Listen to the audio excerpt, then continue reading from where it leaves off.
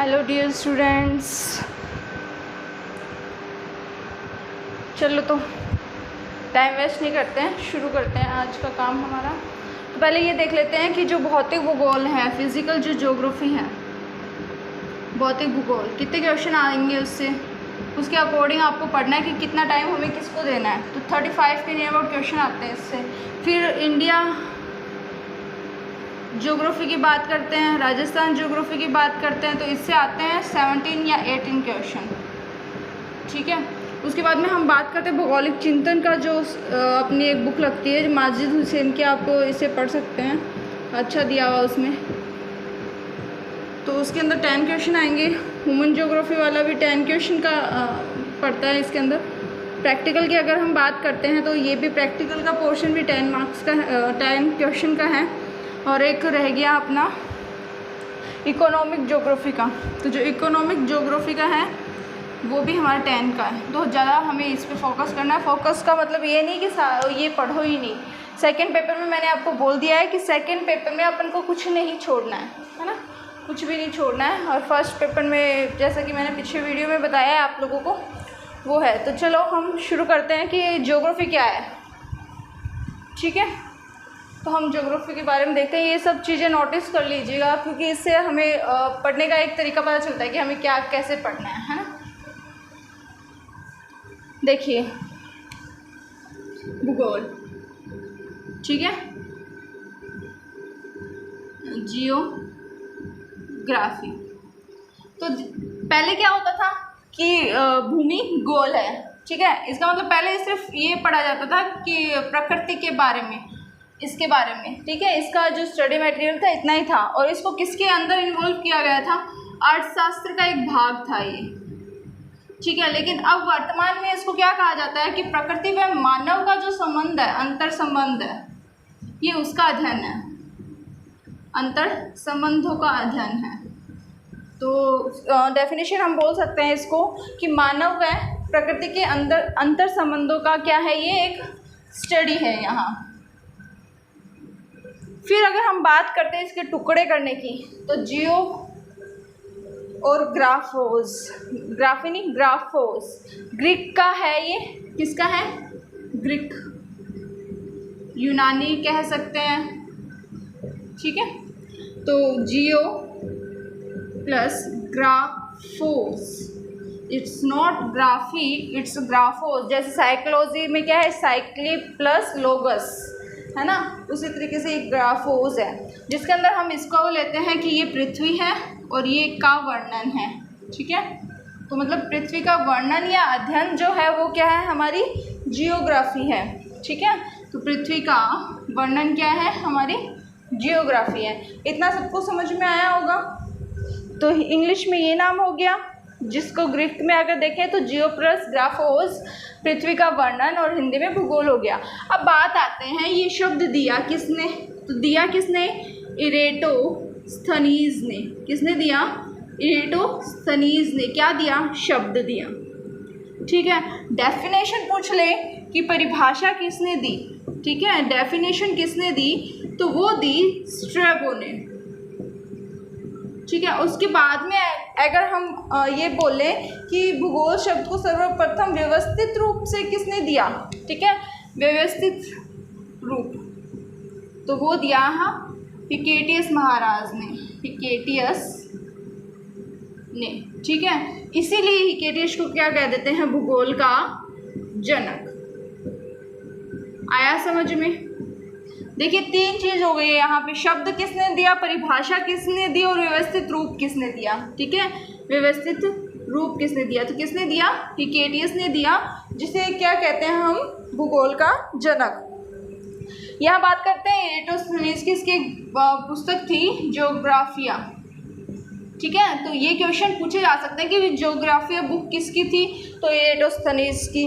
और इसका अगर पीरियड हम देखें, ये ऐसे क्वेश्चन आते तो नहीं है, लेकिन हम फिर भी बात करें तो इसका पीरियड था 194 ईस्वी पूर्व या BC, बिफोर क्रेटिस।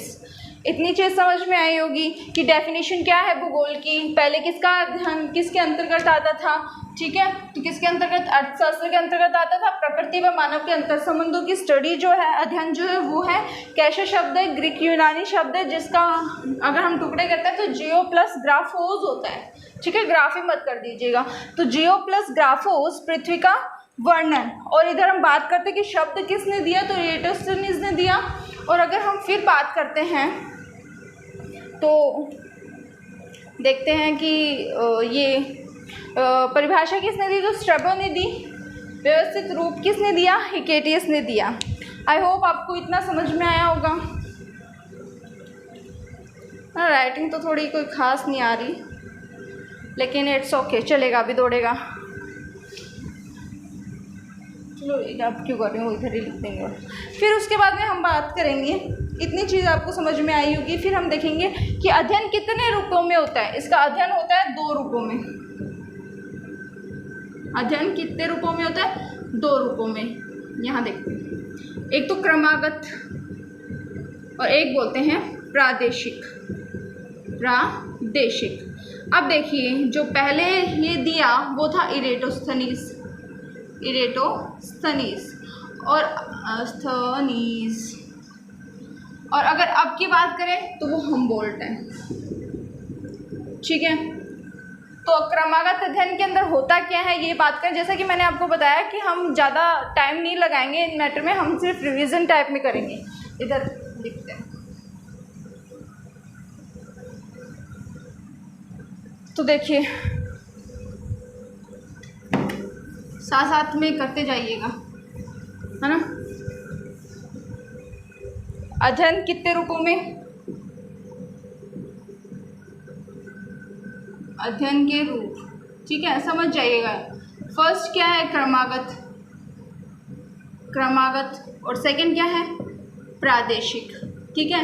किसी भी तथ्य का अध्ययन विश्व स्तर पे किया जाता है वो क्रमागत है, और प्रादेशिक स्तर पे किया जाता है वो क्या है, प्रादेशिक अध्ययन हो गया उसका। फिर हम बात करते हैं कि भाई सबसे पहले क्रमबद्ध, या फिर इसको क्रमबद्ध भी बोल सकते हैं ना, क्रमबद्ध। और भी इसका एक जो NCERT 11th स्टैंडर्ड की बुक देखते हैं तो उसके अंदर लिखा आता है विषय वस्तुगत उपागम, विषय वस्तुगत उपागम, ठीक है। ये 11th के NCERT के अंदर मिलता है, ठीक है। ये क्रमबद्ध भूगोल है। सबसे पहले इसको किसने दिया, इरेटोस्थनीज ने, ठीक है, इरेटोस्थनीज ने दिया। उसके बाद में अगर पूछा जाए कि आधुनिक क्रमबद्ध भूगोल का जनक कौन है, तो आधुनिक क्रमबद्ध का जनक कौन हो गया, फिर अलेक्जेंडर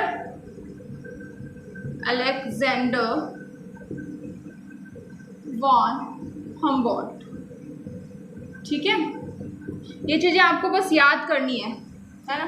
तो पूरा डिफाइन नहीं करेंगे अपन, सिर्फ वही चीज़ करेंगे जो आ सकती है अपने। इसकी बुक थी ज्योग्राफिया, जैसे कि पहले भी मैंने बताया, ज्योग्राफिया, ठीक है।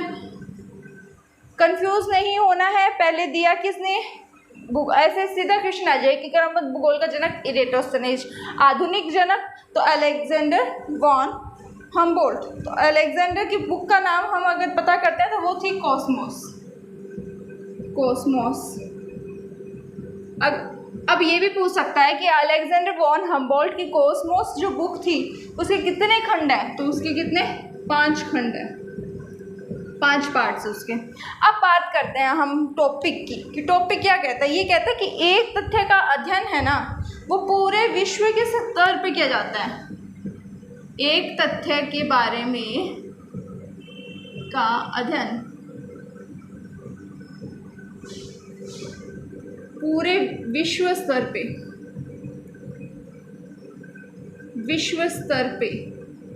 पर किया जाता है, ठीक है। वो कौन सा ज्योग्राफी है, वो क्रमबद्ध भूगोल है। अब बात करते हैं हम प्रादेशिक की। तो प्रादेशिक की अगर हम बात करते हैं, इधर आ जाइए, तो अगर हम देखते हैं कि इसका जनक कौन है, तो इसका जनक कौन है, हिकेटियस। और अगर हम बात करें आधुनिक की तो वो कौन है, कार्ल रिटर। तो पहले जनक कौन, हिकेटियस,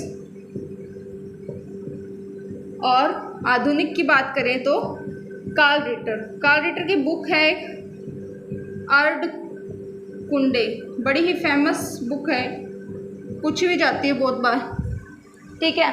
तो जनक ये और आधुनिक जनक कार्ल रिटर, ठीक है। बुक का नाम याद रखिएगा। और अगर खंड पूछ ले तो इसके अंदर थे 19 खंड, 19 पार्ट थे इसके।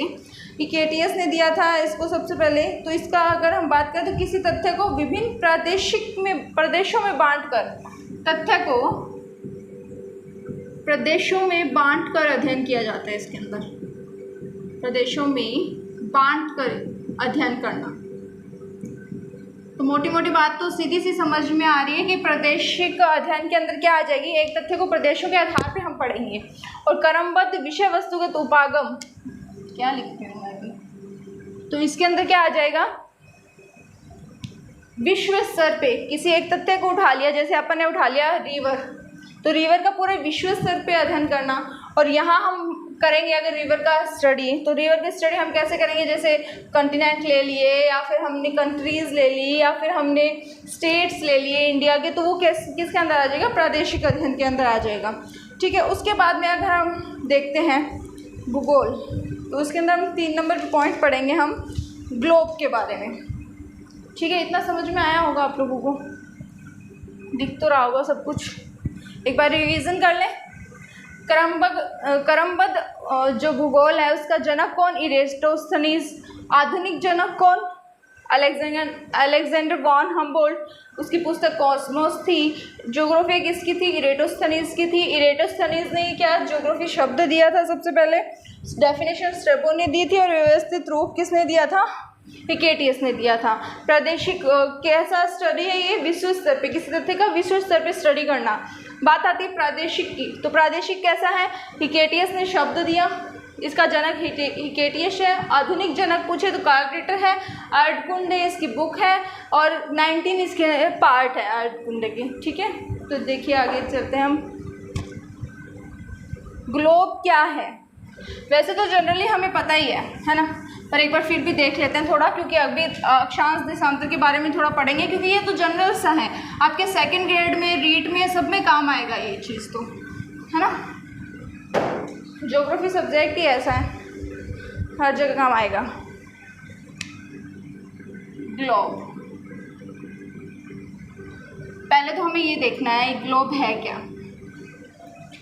पृथ्वी का प्रतिरूप मॉडल क्या है, पृथ्वी का प्रतिरूप मॉडल, ठीक है। मॉडल ये पृथ्वी का, जैसे पृथ्वी है वैसे के वैसे ये बनाने की कोशिश की गई थी, ठीक है। या हम कह सकते हैं एक ग्लोब एक गोल आकृति है जिस पर पृथ्वी का मानचित्र लगा है, ठीक है। क्या लगा है, गोल आकृति है जिस पर पृथ्वी का मानचित्र लगा है, मानचित्र लगा है। अब देखिए एक चीज़ देखिए, हम तो कहते हैं पृथ्वी गोल नहीं है, पृथ्वी की एक्चुअल शेप कैसी है, जियोइड, ठीक है। या हम हिंदी में बोले लध्वक्षाकार, लध्वक्ष आकार की है ना, लध्वक्ष बोलते हैं या इसको वक्ष, ठीक है, लध्वक्षाकार, ये इसकी क्या है, शेप है। अब इसका मतलब क्या हुआ कि ऐसे आकृति, एक गोल आकृति जिसके किनारे क्या हो, चपटे, जिसके किनारे चपटे हो, ठीक है। देखिए ये हमारा क्या हो गया, ग्लोब, ठीक है। अगर हम देखें तो ये चीज़ ऐसे है थोड़ी, है ना, तो ये इस कारण इसको क्या नाम दे दिया, लध्वक्ष या जियोइड, ऐसे ही हो गया ना। हमारे अर्थ नहीं, अर्थ भी ऐसे ही है। अगर हम अभी ग्लोब की बात कर रहे हैं तो ग्लोब पे क्या हुआ, हमें एक अक्ष नाम मिलेगा, अक्ष जिसको एक्सिस बोलते हैं। एक नाम मिलेगा कक्ष जिसको ऑर्बिट बोलते हैं। अब ये क्या है, ठीक है, तो हम अक्ष की डेफिनेशन देखते हैं। तो ये हमें कहता है कि उत्तर ध्रुव से दक्षिण ध्रुव को केंद्र से मिलाने वाली, देखिए केंद्र से मिलाएगी नहीं मिलाएगी, ये इसको केंद्र से, तो उत्तरी ध्रुव को दक्षिणी ध्रुव से केंद्र से मिलाने वाली, उत्तरी ध्रुव को दक्षिणी ध्रुव से केंद्र से मिलाने वाली रेखा, मिलाने वाली रेखा। तो देखिए ये अपने अक्ष पे घूमती है ना, तो ये क्या हो गया, अक्ष, ये क्या हो गया, इसका अक्ष हो गया। अब बात करते हैं कक्ष की। तो अगर हम एक ही शब्द में बात करें तो इसका मतलब है पथ या रास्ता, वो पथ या रास्ता जिससे अर्थ क्या करती है, सन को राउंड करती है, ठीक है, सन के चक्कर निकालती है, ठीक है। तो ऐसे करके ये चक्कर निकालेगी तो ये क्या हो गया, कक्ष, ठीक है, ये क्या हो गया, कक्ष। तो आई होप ये दोनों समझ में आए होंगे कि अक्ष क्या होता है, उत्तर ध्रुव से केंद्र ध्रुव दक्षिण ध्रुव को केंद्र से मिलाने वाली जो रेखा है वो अक्ष कहलाती है, और जो अर्थ सन के राउंड चक्कर निकालती है चारों तरफ, तो वो जो कक्ष बनता है, जो जगह होती है, जो रास्ता होता है, वो रास्ता क्या होता है, कक्ष कहलाता है। अब देखिए हम बात करते हैं आगे थोड़ी।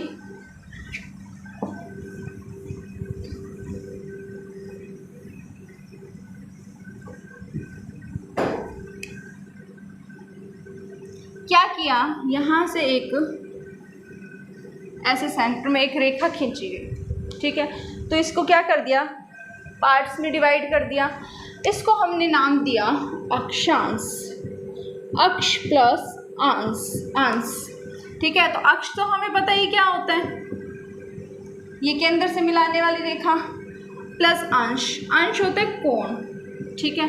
अब केंद्र से मिलाकर कोण जो खींचे गए हैं वो अक्षांश है। तो अक्षांश सेम यही क्या है, देशांतर भी है, ठीक है। केंद्र से मिलाकर जो कोण बनते हैं वो अक्षांश और देशांतर है। तो अब इसके बारे में हम कैसे पढ़ें कि कैसे जाने, है ना, कई बार कंफ्यूज हो जाता है, बच्चों को ज़्यादा होता है, हम लोग तो जैसे तैयारी करें तो हमें तो कंफ्यूजन नहीं है। तो इसको कैसे इंग्लिश में याद रखें, ठीक है, latitude and this one is longitude, ट्यूड, ठीक है। लैटिट्यूड लेटी हुई ऐसे जो रेखा खींची जाती है, और लॉन्गिट्यूड ऐसे जो रेखा खींची जाती है ना। आया समझ में। अक्षांश लेटी हुई रेखा, अगर हम डेफिनेशन लिखना चाहें तो आप लिख सकते हैं, पृथ्वी मॉडल रूप पर अंकित वृत्ताकार रेखाएं अक्षांश रेखाएं कहलाती हैं, ठीक है। और कैसी होती है, हॉरिजॉन्टल, हॉरिजॉन्टल लाइंस, ठीक है, हॉरिजॉन्टल लाइंस। चलो हम डिफरेंस करते चलते हैं इनके बीच में, है ना, तो आप लोगों के लिए लिखना थोड़ा इजी हो जाएगा।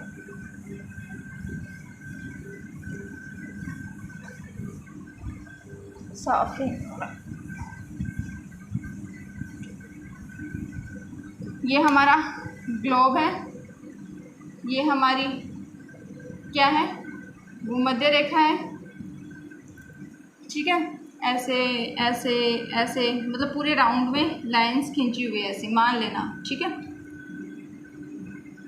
पूरे राउंड है ये है हमारी 0 डिग्री, इसमें ऐसे राउंड खींचे हुए हैं, है ना, ऐसे। तो ठीक है, अब ये बीच में हम पहले अक्षांश और देशांतर की ही बात करते हैं। अक्षांश और यहाँ हम लिखते हैं देशांतर। तो पहले तो कैसी लाइन है, हॉरिजॉन्टल, हॉरिजॉन्टल लाइन है, क्षैतिज, ठीक है, क्षैतिज रेखा, किस पे, ग्लोब पर, केंद्र से, ठीक है। इसकी बात करते हैं तो वर्टिकल, लंबवत, ठीक है। फिर हमें एक चीज़ देखनी है कि ये अर्थ के कितने कितने हैं। तो पहले तो कुल अक्षांश, देखिए ध्यान दीजिएगा, फिर हम लिखेंगे अक्षांश रेखाएं, रेखाएं, फिर हम देखेंगे अक्षांशीय वृत्त, कुल अक्षांश वृत्त, ये चीज़ समझिएगा। तो आप कहोगे कि जनरली मैम कोई कहेगा 181, कोई कहेगा 180, कोई कहेगा 179, थोड़ा कन्फ्यूज़न है ना, तो हम इसको यही क्लियर करते हैं, कंफ्यूज नहीं रहना। मैं कहती हूँ अक्षांश होते हैं 180, ठीक है, अभी डिस्क्राइब करूँगी कैसे होते हैं। और मैं कहती हूँ जो रेखाएं हैं वो है 179। फिर मैं कहती हूँ कुल अक्षांश वृत्त हैं 181। देखिए कैसे, 90 ऊपर 90 नीचे अक्षांश है, कितने हो गए 180, तो वो तो क्या है अक्षांश, ठीक है, क्या है अक्षांश। देखिए अपन ने इसको बात करी कि ये 0 डिग्री है, ठीक है, तो यहाँ 1 2 3 ऐसे करके कितने हो गए 180 अक्षांश। रेखाओं की अगर हम बात करते हैं तो रेखाएं कितनी हैं 2 कम हो रही है, अगर 181 हम मान के चले तो कितनी कम हो रही है 2 कम हो रही है। कैसे हो रही है, क्योंकि यहाँ से ये क्या है चपटी, एक पॉइंट है यहाँ पे, सिर्फ क्या है एक पॉइंट, तो वो लाइन नहीं है कोई, तो जैसे 2 कम हो गए तो क्या हो गए रेखाएं, बीच की जो भी है वो रेखाएं हैं। अब बात करते हैं वृत्त, तो ये जो पॉइंट है ये भी तो वृत्त हैं, 90 ऊपर 90 नीचे रेखाएं बात करें हम तो बीच वाली एक, ठीक है, तो कितनी हो गई वृत्त 181। और अगर रेखाओं की बात करें तो ये क्या है पॉइंट है, तो 2 माइनस कर दिए तो कितनी बच के 179 रेखाएं हो गई। और अगर हम बात करें अक्षांश की तो अक्षांश कितने हो जाएंगे इसके बीच में 180, तो ये चीज़ कंफ्यूजिंग है, थोड़ी ध्यान से देखिएगा। अक्षांश 180, रेखाएं 179 और जो अक्षांश वृत्त हैं वो कैसे हैं 181। अब दो अक्षांशों के बीच की दूरी, दो अक्षांशों के बीच की दूरी क्या कहलाती है, बीच की दूरी, तो ध्यान रखिएगा क्या कहलाती है कटिबंध, क्या कहलाती है कटिबंध या जोन। फिर उसके बाद में हम इसी के अंदर बात करते हैं कि जोन कहलाते हैं और किस चीज़ को ये चीज़ बताते हैं, ये चीज़ बताते हैं जलवायु के बारे में। सेम चीज़ उसमें चलते हैं, कुल देशांतर, कुल देशांतर रेखाएं, कुल देशांतर वृत्त।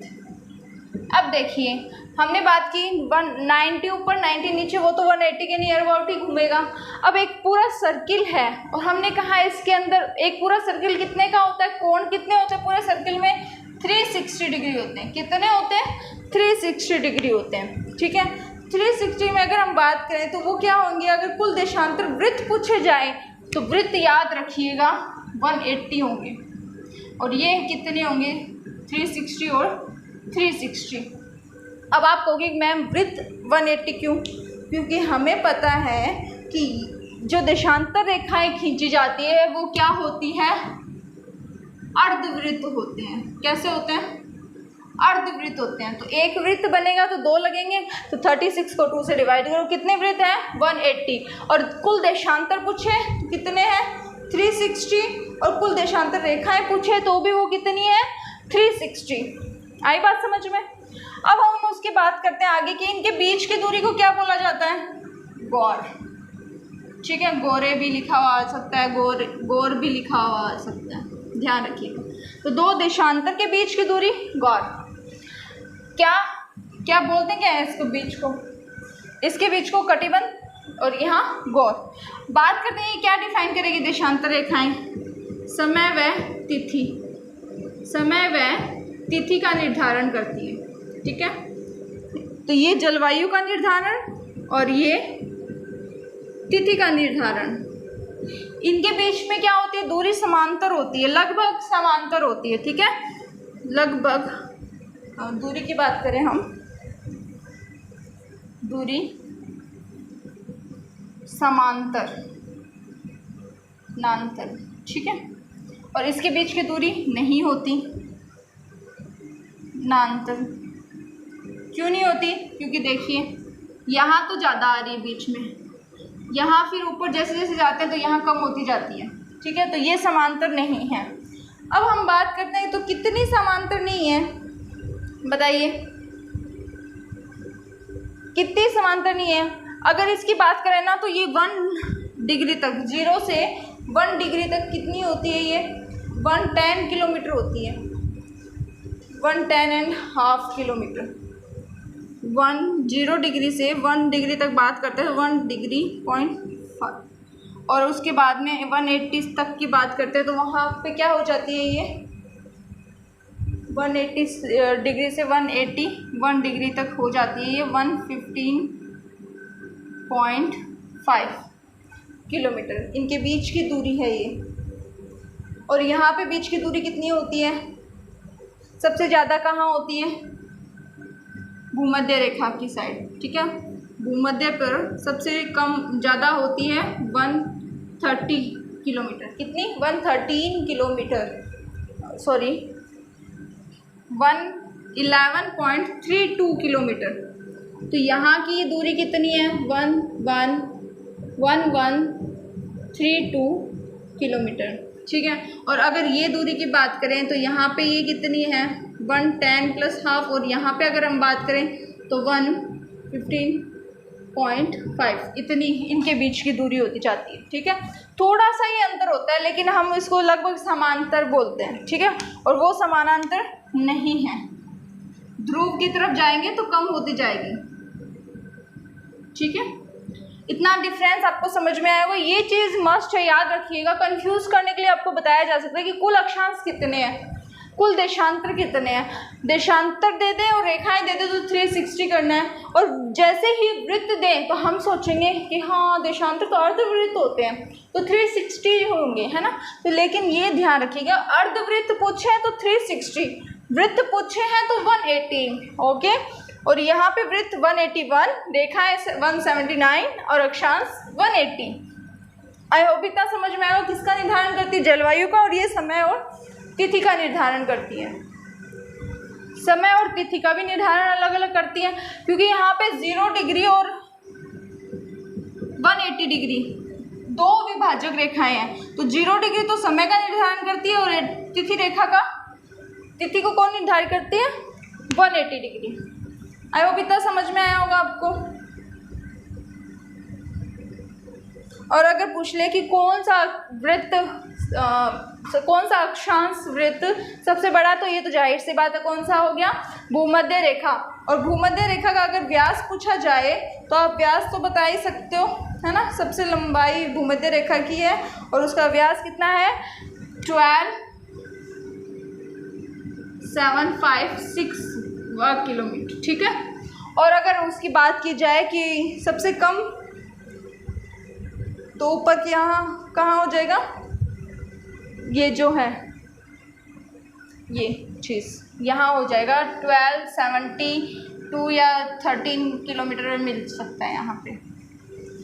और अगर पूछ ले कि परिधि कितनी है, तो परिधि कितनी है अक्षांश की? 0007 किलोमीटर। और पूछ ले देशांतर की परिधि कितनी है, तो देशांतर की परिधि कितनी हो जाएगी? यहाँ 77 है और यहाँ 7 किलोमीटर, ठीक है। थोड़ा सा कन्फ्यूज़न है, यहाँ 77 आएंगे लास्ट में, यहाँ सिंगल 7 आएंगे। तो इतनी चीज़ समझ में आएगी। ये देशांतर की लंबाई, सबसे ज़्यादा जो लंबाई है, और परिधि ये भूमध्य रेखा की अक्षांश की सबसे बड़ी लंबाई, और ये परिधि अक्षांश की, ठीक है। तो आगे देखते हैं। अगर हम जनरल सी बात पे अगर हम कहें तो पड़ी रेखाएं अक्षांश, खड़ी रेखाएं देशांतर। फिर ये कहता है कि अक्षांशों पर सूर्य एक साथ चमकता है, ठीक है।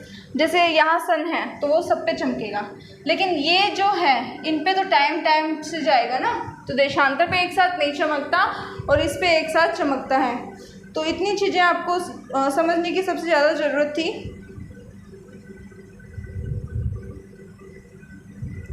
तो 0 डिग्री की अगर हम बात करें, उसके बाद में इतना देख लीजिए, आपको स्क्रीनशॉट लेना है या फिर और कुछ देखना है तो उसके बाद में हम थोड़ा आगे पढ़ते हैं।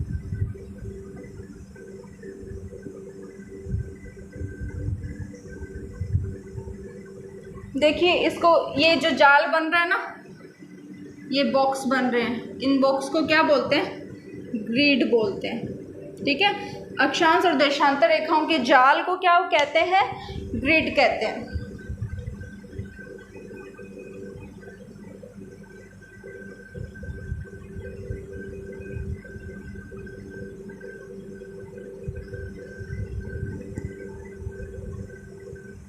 एक चीज़ याद रखिएगा, अक्षांशों ऐसे आ जाए कि अक्षांशों पर सूर्य एक साथ चमकता है या नहीं, तो चमकता है। और ऐसे आ जाए कि अक्षांशों के संपूर्ण भाग पर अलग समय पर सूर्य चमकता है। ठीक है, पूरे भाग की अगर हम बात करेंगे तो समय अलग होगा। ठीक है, और अगर बात कर ले कि अक्षांश पर सूर्य एक साथ चमकता है तो हाँ। चलिए रब करते हैं, आगे देखते हैं, फिर भूमध्य रेखा और 0 डिग्री इनके बारे में पढ़ लेते हैं थोड़ा सा।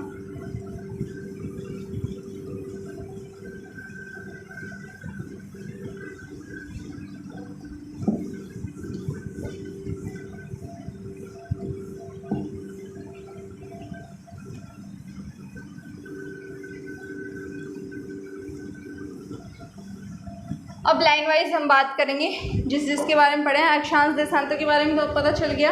पहले हम बात कर लेते हैं भूमध्य रेखा की।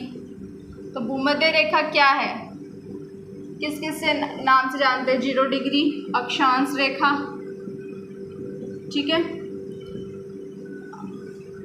या फिर विषुवतीय रेखा। क्यों कहते हैं? क्योंकि विषुव से बना है। विषुव पे क्या होता है? सन क्या होता है? सीधा चमकता है, तो विषुवतीय रेखा। अब हम बात करते हैं तो 0 डिग्री का निर्धारण ध्रुव तारे से किया गया है। कैसे किया गया है वो हम बात करेंगे, क्योंकि हमें बात करनी है उत्तरी ध्रुव और दक्षिणी ध्रुव की। ये भी एक इम्पोर्टेंट पॉइंट है, पहले यही बता देती हूँ ना मैं।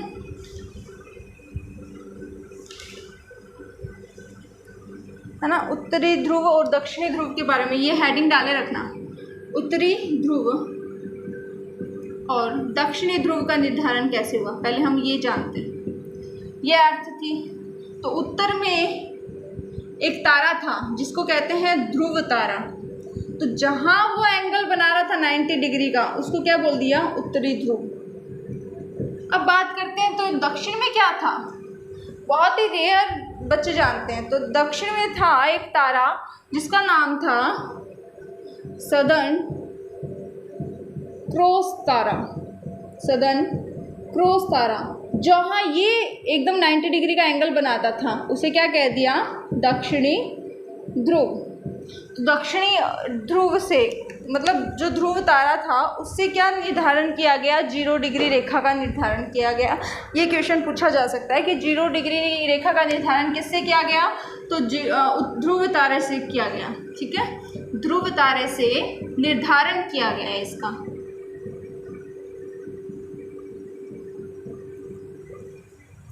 उत्तरी ध्रुव का निर्धारण ध्रुव तारे से, दक्षिणी ध्रुव का निर्धारण सदर्न क्रॉस तारा से। अब पढ़ते हैं हम हमारी भूमध्य रेखा। तो ये अक्षांशों को भूमध्य रेखा के नाम से, जो 0 डिग्री अक्षांश है उसको किस नाम से जाना जाता है? भूमध्य रेखा के नाम से जाना जाता है। यह पृथ्वी के बीचों बीच से गुजरती है। ठीक है, कहाँ से गुजरती है? बीचों बीच से गुजरती है। तो ये निर्धारण किसका करेगी? ईस्ट वेस्ट का तो कर नहीं सकती, साउथ और किसका कर रही है? किसका निर्धारण कर रही है? कौन सी दिशा का? तो दिशा का, कौन सी दिशा का निर्धारण करती है? उत्तर व दक्षिण का निर्धारण करती है। ठीक है, तो उत्तर दक्षिण दिशा का निर्धारण करने वाली रेखा कौन सी? 0 डिग्री अक्षांशीय रेखा या फिर भूमध्य रेखा या विषुवतीय रेखा या इक्वेटर।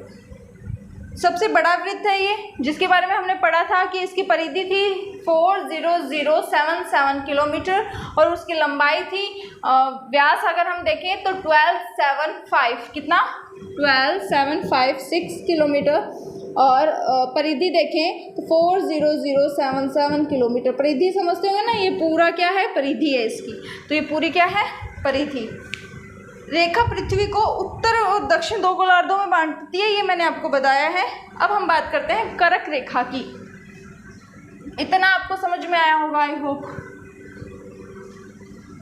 ये चीज़ याद रखिएगा कि दक्षिणी ध्रुव का निर्धारण किससे किया जा सकता है। कहीं ये मत लिख देना ऑप्शन आ जाए कि उत्तर में ध्रुव तारे से उत्तरी ध्रुव का निर्माण हुआ, उसके जस्ट अपोजिट में जो एंगल बन रहा था उसको हमने क्या कह दिया, दक्षिणी ध्रुव। तो दक्षिणी ध्रुव का निर्धारण कौन करता है, सदर्न क्रॉस तारा करता है। अब देखिए 23.5 डिग्री पर और 23.5 डिग्री यहाँ पे।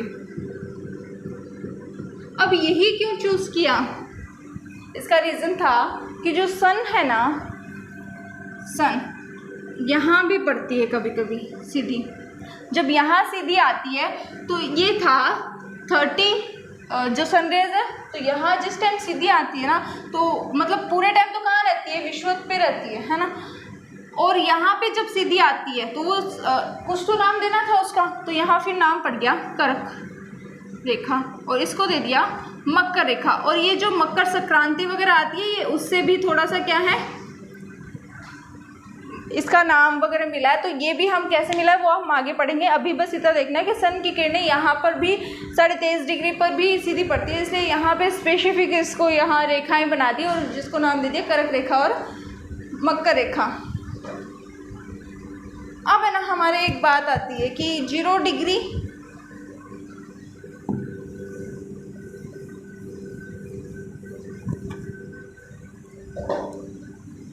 1 मिनट।